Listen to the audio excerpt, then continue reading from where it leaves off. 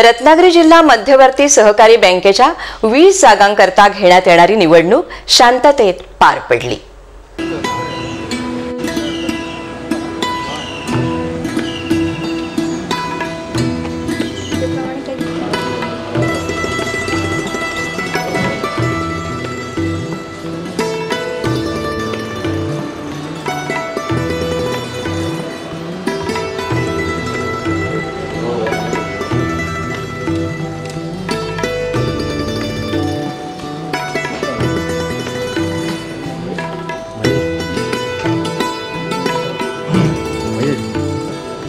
या निवडणुकीत विद्यमान सहकार पॅनल समोर शिवसेना पुरस्कृत शिवसंकल्प पॅनलने चांगलंच आव्हान उभं केल्यानं निवडणुकीत चांगलीच चुरस निर्माण झाली आहे।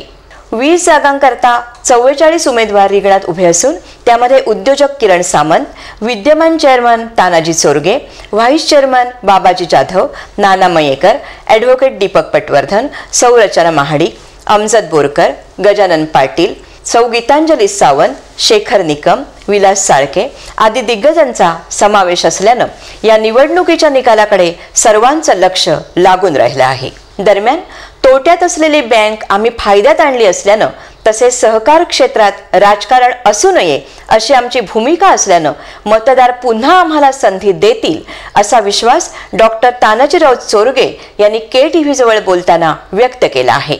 21 संचालक निवडून आणण्याची क्षमता आमच्या सगळ्या मतदारांच्या मध्ये आहे, आमच्यामध्ये आहे। त्यामुळे या जिल्हा बँकेमध्ये परत एकदा सहकार पॅनलचाच विजय होणार आहे। राष्ट्रवादी, भाजप, काँग्रेस आणि अपक्षांनी मिळून सहकार पॅनलच्या माध्यमातून निवडणूक लढवण्याचा निर्णय घेतला, परंतु समाधानकारक जागा न मिळाल्यामुळे शिवसेनेने माजी आमदार सुभाष बने यांच्या नेतृत्वाखाली शिवसंकल्प पॅनलद्वारे निवडणुकीला सामोरे जाण्याचा निर्धार केला आणि चक्क 20 उमेदवार रिंगणात उतरवले आहेत। रत्नागिरी जिल्हा मध्यवर्ती बँकेत झालेल्या भ्रष्टाचाराविरुद्ध आवाज उठवण्यासाठीच आम्ही निवडणुकीच्या मैदानात उतरलो आहोत आणि सर्व जागांवर यश संपादन करूच असा दावा सुभाष बने यांनी व्यक्त केला।